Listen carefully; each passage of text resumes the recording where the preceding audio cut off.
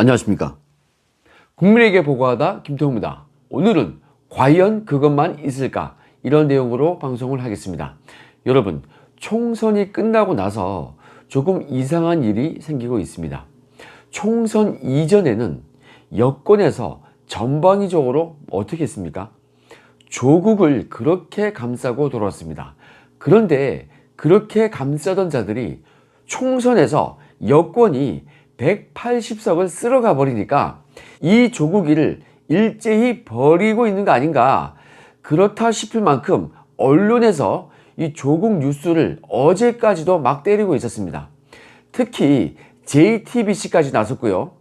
언론들이 조국의 재판 상황 중에서도 정말 조국 일가의 그 파렴치한 상황을 낱낱이 드러내주고 있습니다. 그거 참 희한한 일이죠. 여러분, 지금 그들이 이렇게 하는 이유가 뭐겠습니까? 현 여권도요, 조국과 그 일가의 불법이나 부당함이나 혹은 그 파렴치한 행태에 대해서 사실은 그들도 공감을 하고 있었던 것입니다. 그들도 조국 구린 거 알았단 말이에요. 자, 그런데 총선 전에 그 조국을 내치면요, 강성 지지 세력으로부터 비난을 받게 되니까 그 조국을 감싸고 돌았던 것입니다. 이건 뭐 유시민이 가장 유명하고요. 문통도 조국에게 마음의 빚이 있다는 그런 것으로서 감싸기의 끝을 보여준 거 아니겠습니까? 그런데 그들이 총선에서 이기자마자 곧바로 조국을 버리는 듯한 그런 느낌을 주고 있습니다. 지금 유시민도 조국 얘기는 이제는 안 하고 있죠. 그리고 지금은 일부 극성 분자 빼고는 조국을 감싸는 사람이 거의 사라졌습니다. 정말 이거 희한하지 않습니까? 한마디로 이제는요, 여권이 압승을 했으니까 부담스러웠던 이 썩은 부분은 마침 그 문통 지지율도 크게 올라갔다고 그렇게 보이고 있으니까 이때 그냥 막 잘라버리자, 뭐 그런 거 아니겠습니까? 정말 이거 무서운 사람들 아닙니까? 자, 좌파들은요, 자기들끼리도 이용해 먹고 버리는 것입니다. 그런데 여러분, 이거는 이 정의당과의 관계에서도 우리는 이미 알 수가 있었습니다. 민주당이 120석 정도 있었을 때에는 패스트트랙 그거 성공하기 위해서 정의당을 그렇게 꼬셔댔던 거 아니겠습니까? 그런데 상황이 여의치 않으니까 결국에는 정의당을 버렸던 것입니다. 어찌 보면 그들은요, 목적을 위해서 수단으로 썼던 것을 과감히 버릴 수 있는 그런 무서운 사람들인 것입니다. 우리는 지금 그런 무서운 조직을 상대로 투쟁을 하고 있는 것입니다. 정말 정신을 바짝 차려야 할 것입니다. 그런데 여러분, 이게 참 웃긴 게요, 이제 이 부담스러운 조국도 버리고 그 조국 사태의 원인 중에서 가장 중요한 인물이었던 유재수도 덩달아서 다시 부관 참시를 당하고 있습니다. 유재수 부산시 부시장, 그리고 조국의 동생까지, 그리고 정경심까지도 다시 회자가 되어가지고 이들에 대한 재판 상황이 생생하게 언론을 통해서 전달이 되고 있습니다.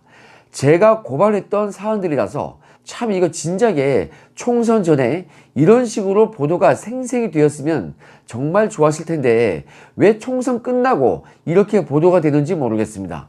이제 와서 말입니다. 자, 그런데 이렇게 조국과 유재수가 도를 맞고 있으면요, 이 자들을 감쌌던 윤건영, 그리고 마음의 빚이 있었다는 그 문통도 최소한 정치적, 도의적 책임을 져야 하는 거 아니겠습니까? 그것이 총선에서 반영이 안 되었다는 것이 참으로 저는 이해가 가지 않는 것입니다. 특히 그 유시민과 문통은요, 그 책임을 분명히 져야 할 것이고, 김남국이나 최강욱을 선출해줬던 그분들도요, 반성을 해야 하는 것입니다. 이게 정말 무슨 꼴입니까? 여러분, 다수라고 해서 항상 옳은 것은 아니죠. 진중권 교수를 한번 보십시오. 그나마 진보 진영에서 옳은 소리를 내는 유일한 사람 아니겠습니까? 자, 결국 이 조국 사태와 관련해서는 이 진 교수의 목소리가 옳았던 것이고 학자적 양심이 살아 있었던 것입니다. 그럼에도 불구하고 무조건 이 민주당을 찍는 사람들이 있으니까, 그러니까 이 조국이 우리 국민들에게 붕어, 개구리, 가재 뭐 이렇게 비하를 해서 호칭을 했던 거 아니겠습니까? 여러분, 조국의 딸의 이 체험활동 이 확인서를 썼던 공주대학교 그 교수의 증언을 한번 보십시오. 사실과 다르게 기재했다고 그렇게 법정에서 시인을 했고요. 조국 딸은 허드렛 일을 했고 논문에 기여하지 않았다. 뭐 이렇게도 증언을 했습니다. 논문 연구 참여 사실이 없다고 분명히 말을 했습니다. 실험 참여 전부터 제3저자의 등재가 되었고 논문에 기여한 바가 없다고 그렇게 말을 했습니다. 그리고 조국 딸은요, 의학전문대학원 면접 전에 거짓말 리허설도 했다고 그렇게 언론에 보도가 되어 있습니다. 뭐 이것도 법정에서 나온 얘기죠. 이거는요, 녹취록에서 적나라하게 우리가 언론을 통해서 확인을 할 수가 있었습니다. 자, 그러면 이걸로 끝이냐? 아니죠. 제가 조국을 형사 고발하고 공익 신고한 것 중에서 가장 큰 것이 바로 유재수 부산시 부시장에 대한 감찰 무마건이었습니다. 자, 그 유재수 사건도 참 어이가 없습니다. 유재수가 재판에서 뭐라고 했습니까? 유재수는요, 자신이 그 지인들에게 받아먹은 것에 대해서 정을 나눈 것이라고 했고, 검찰은 이에 대해서 탐관오리라고 말을 했습니다. 그런데 여러분, 유재수의 변명대로 그렇게 말을 한다면요, 처음 본 사람에게 이 뇌물을 받아야만, 그래야만 뇌물죄가 된다는 것입니다. 바로 그런 논리입니다. 여러분, 요즘같이 이렇게 무서운 세상에 겁 많은 공직자들이 누가 감히 처음 보는 사람이 주는 그런 돈과 향응을 받겠습니까? 유재수의 논리대로 한다면요, 그동안 이 수십 년간 뇌물죄로 처벌이 되었던 그 사람들은요, 모조리 정으로 받아먹은 거다. 딱 그런 논리입니다. 자, 그냥 잘못했습니다. 죄송합니다. 이렇게 말을 하면 되는 것이지, 이렇게 정인이 뭐니 정말 희한한 얘기를 하니까 더욱 유재수가 욕을 먹는 것 같습니다. 자, 그런데 여러분, 이 유재수로 인해서 조국이 재판받고 있는 것이고 그것이 큰 파장이 되었습니다. 그런데 여러분, 여기서 끝이 아니죠. 검찰이 부산시청을 여러 번 압수수색을 했습니다. 제가 알기로 3번 이상을 한 것으로 알고 있습니다. 그러면 과연 그것이 무엇 때문이었습니까? 마침 어제 부산시 광역시장 이 오거돈이가 전격 사퇴를 했습니다.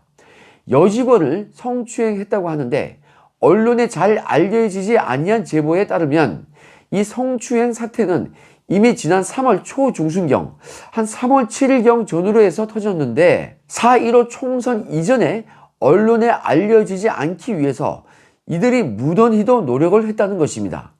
그리고 이 사태의 전모에 대해서 부산 지역에서 근무를 했었던 어떤 한 기자가요, 이것을 딱 캐치를 해가지고 오거돈과 이 피해자 간에 작성이 되었던 그 확약서까지 확보를 했으나 당시에 터뜨리지 않았고요. 지금은 그 기자가 서울 지역에서 근무를 하고 있다. 뭐 이런 소문도 있습니다. 여러분, 이거요, 정봉주, 안희정부터 시작된 그 미투가 여기까지 오고 있습니다. 이거는요, 4.15 총선 이전에 이것이 언론에 터졌으면은 민주당에는 대단한 악재였을 건데, 야, 세상에 이걸 틀어막네요. 대단한 사람들이 맞습니다. 아무튼 그 오거돈이가 전격 사퇴한 것에 대해서 공식적으로 알려진 바로는 이 성추행 때문이라고 그렇게 알려져 있고 그것이 맞을 거는 같습니다. 물론 이것도 강력한 미투 사건으로서 충분히 사퇴 사안이 맞죠. 그런데 검찰이요, 그동안 이 오거돈 시장실을 포함해서 부산시청을 여러 번 압수수색을 했다고 했는데 과연 이 오거돈이가 성추행 사건 이것만으로 사퇴를 한 것이 맞을까요? 미투 사건, 성추행 사건으로 인해서 그렇게까지는 하지 않았을 것으로 저는 어느 정도 생각이 돼요. 왜 그러냐면 아마도 이 조국 일가 사건이나 유재수 사건과 뭔가가 연관되어 있어서 그것이 혹시라도 포착된 것이 있지 않을까, 뭐 그런 생각도 드는 것입니다. 물론 이것은 제가 주관적으로 추측을 하는 바입니다. 그런데 여러분, 제 촉이 함부로 헛나가지는 않았어요. 그동안 대부분 맞췄지 않습니까? 자, 뭔가가 있기 때문에 부산시청이 이 3번 이상 이 검찰로부터 압수수색을 당한 것이 아닐까 뭐 그런 생각이 드는 것입니다. 그 과정에서 오거돈 시장과 관련이 있을지는 아직까지 이 성추행 사건 이외에는 이 최근에는 말이에요, 언론에 나온 바가 없습니다. 그런데 여러분, 제 감으로는 뭔가가 있지 않을까라는 생각이 계속해서 드는 것입니다.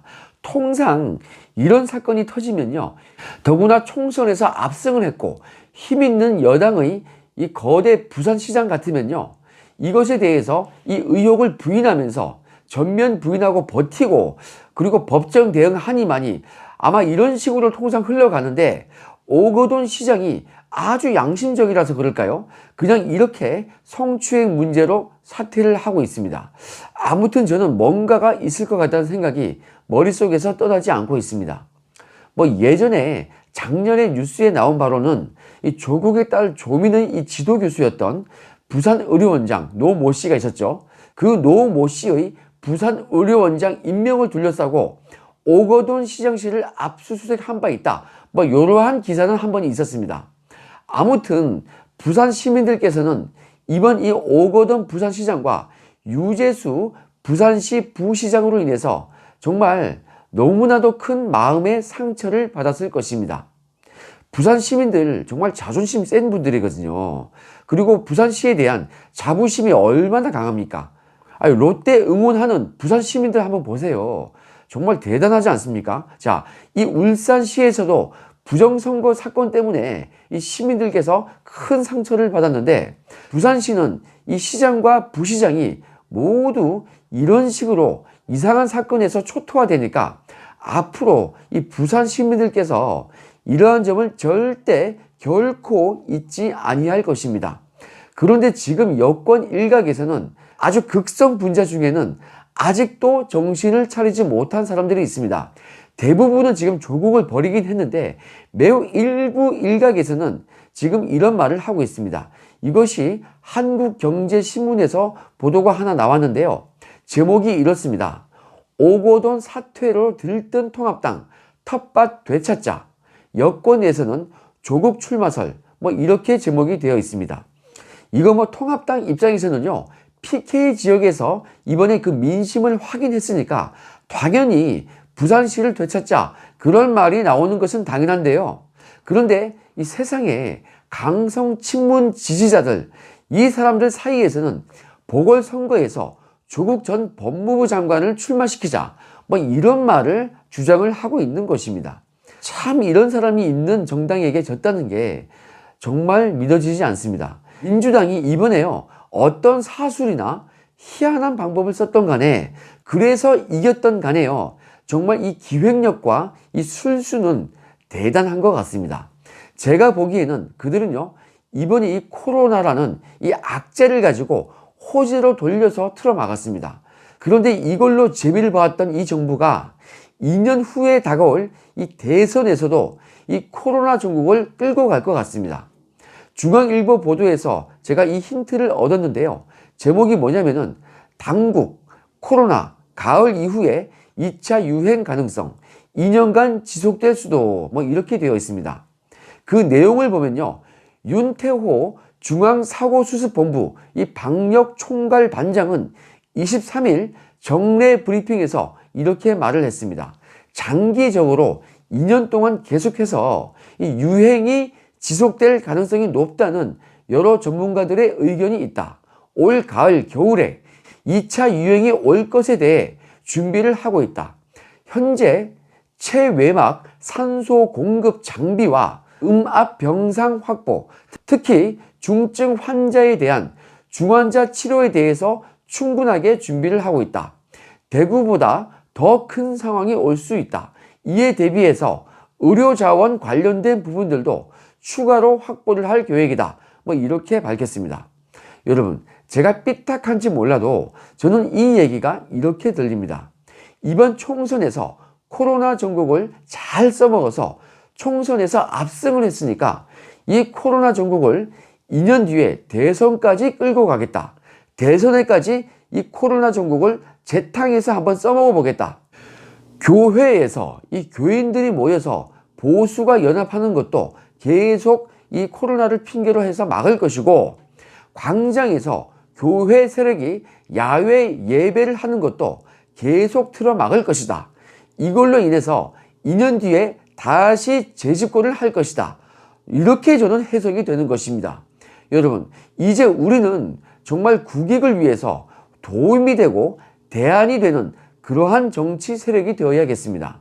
그래서 말이에요, 기존 정치인들은 정치를 그만하고 젊고 참신한 인재들이 특히 이 경제 분야에서 맨몸으로 성공한 청년 사업가들이 많이 나서주셔서 우리가 이 대안이 될 수 있음을 보여줬으면 좋겠습니다.